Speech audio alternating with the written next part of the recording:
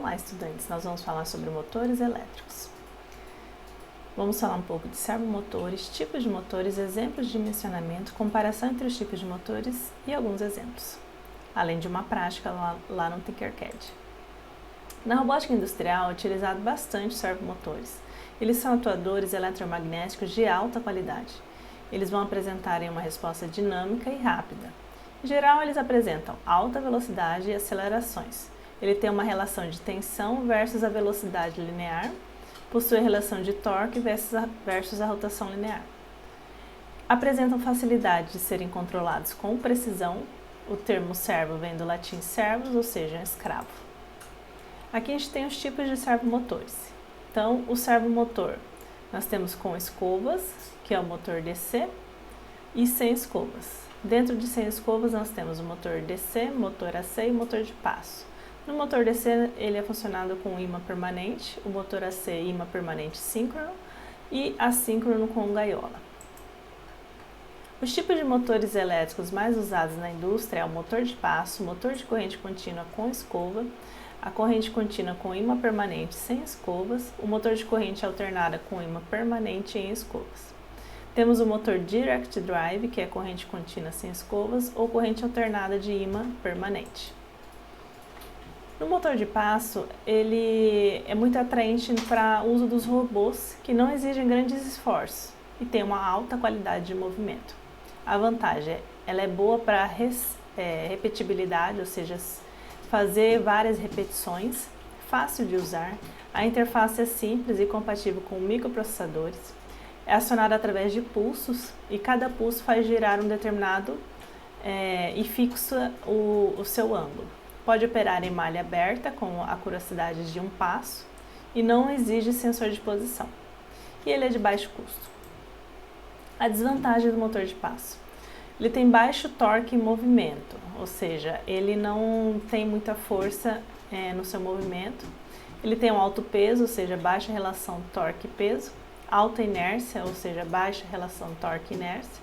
Baixa qualidade de movimento, baixas velocidades de rotação. Utilizado em aplicações que não exigem grandes esforços, não exigem qualidade de movimento e exigem alta repetibilidade. Aqui a gente tem um motor de passo com 4 polos, e são esses polos aqui perto dessa polia com os dentes, e os polos, ele tem os seus dentes aí. Então eles são dispostos aí em torno do rotor central com 25 dentes, esse exemplo. Os dentes do motor têm espaçamento ligeiramente menor que os dentes do estator aqui.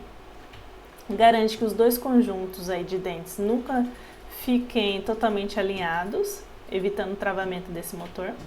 O movimento é obtido quando uma corrente elétrica é aplicada sucessivamente aí, em pequenos intervalos de tempo pelos polos magnéticos aqui. Então, quando os pares de dentes estão desalinhados, o pulso eletromagnético que tem aqui causa o alinhamento e a consequência disso é a sua rotação. Então vamos lá. Esse eletroímã, o primeiro aqui, é acionado atraindo os 4 dentes do rotor, mais próximo desse polo.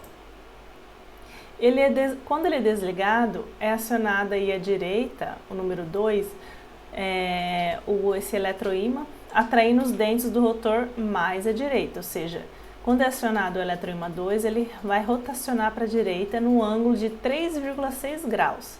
Esse 3,6 graus é a posição do dente aqui. Tudo bem? Já o eletroímã 3, então, é desligado, acionando aí o eletroímã 4, causando aí mais uma rotação de 3,6 graus. Quando o eletroímã superior for acionado novamente, que é o número 1, o rotor terá girado em um dente de posição. Então, como a gente tem 25 dentes, ele vai levar 100 passos, isso quer dizer os passos, para fazer uma rotação completa, tudo bem? Então, a cada 25 dentes, esses são 25 dentes que nós temos aqui, ele vai levar 100 passos, quer dizer, ele vai fazer uma rotação 100 vezes aí para fazer uma rotação completa. Ele é muito atraente para uso em robôs que não exigem alto desempenho. A vantagem dele é simples, é uma tecnologia conhecida aí. existente inúmeros fabricantes e modelos, muitos modelos de motor redutor, tá? Ele já vem acoplado a um motor aí. Existem motores com praticamente qualquer torque de velocidade de potência. Eles podem ter altas velocidades de rotação, ele é de baixo custo e fácil de controlar com precisão. A desvantagem: tem alta inércia, ou seja, baixa relação torque-inércia, ele tem um alto peso, tem os desgastes aí da escova, né? Exigem controle com alimentação, acionador com controle. E ele tem sensor aí de velocidade da posição angular. Ele é utilizado aí em aplicações que não exigem altas velocidades e acelerações, não exigem compatibilidade, ou seja, peso e volume. Ele é de alta repetibilidade, ou seja, ele consegue repetir várias vezes. Os principais componentes desse motor de corrente contínua com escovas. Ele tem polos magnéticos sul e norte, tá? Então esse é um outro motor de corrente contínua com escova. Então ele vai ter dois polos, o sul e o norte. Em geral feitos de material ferroso magnético, formando tradicionalmente o estator do motor aí. O rotor é um cilindro de material ferroso que gira dentro desse estator, possui um grande número de enrolamentos feitos de fios condutores. O comutador dele gira com o rotor e consiste de contatos de cobre conectados aí nos terminais dos enrolamentos do rotor. As escovas são fixas na carcaça do motor e fazem contato com o comutador em rotação. Então aqui a gente tem o comutador, as escovas, o estator e a armadura do motor aí. Então o comutador é o conjunto, né, que é isolado no eixo do rotor aí, e as lâminas de cobre são conectadas ao enrolamento da âncora aqui, ó. Ok?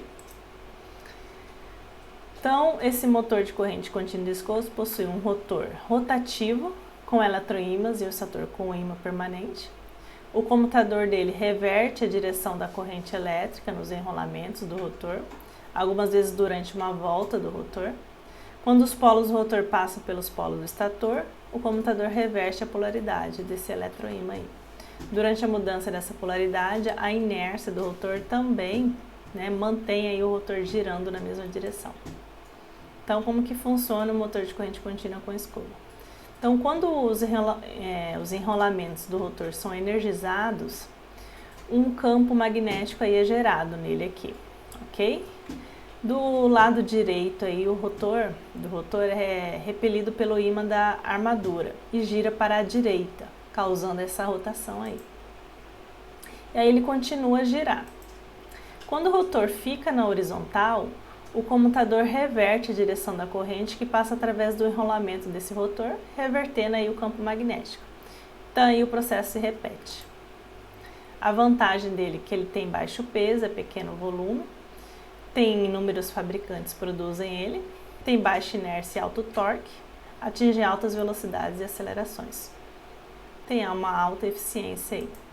A desvantagem: exige controle com realimentação, exige sensor de velocidade, e o motor acionado ele tem um alto custo aí. Ele é utilizado em aplicações que têm alta velocidade e acelerações, tem alto torque e exige alta repetibilidade. Ele é mais utilizado em robôs industriais aí. Então, motor de ímã permanente sem escova. O rotor ele tem ímãs permanentes, o uso de materiais não ferromagnéticos aí. Ele tem a eliminação das bobinas do rotor para geração do campo magnético, uso de ímãs permanentes aí de bobinas para geração do campo, grande redução do momento de inércia e peso aliado a um alto campo magnético. O estator é o eletroímã e a comutação eletrônica permite eliminar as escovas aí. Aqui a gente tem o esquema físico do motor de ímã permanente sem escova.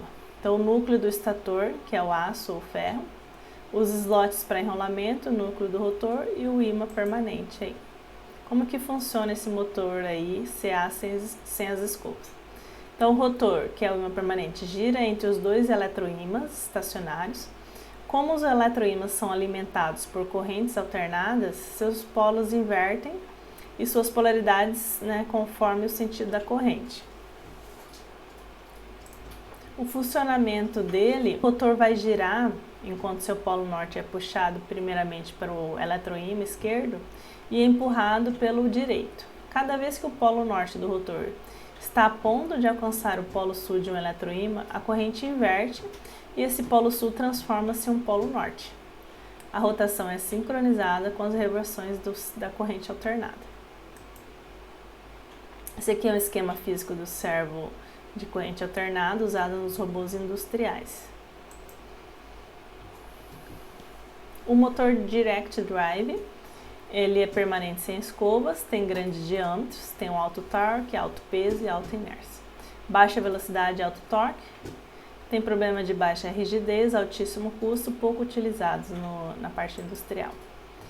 A comparação dele com o motor com escova e sem escova. Então, a vantagem do sem escova: fonte de energia conveniente, sem comutação ou escovas, alto torque, baixa dissipação de potência, baixa inércia e alta confiabilidade. A desvantagem da sem escova é o custo alto, baixo torque de partida e alto custo eletrônico. Aqui a gente tem a tabela comparativa entre os motores assíncronos, o DC, e o motor síncrono, ok?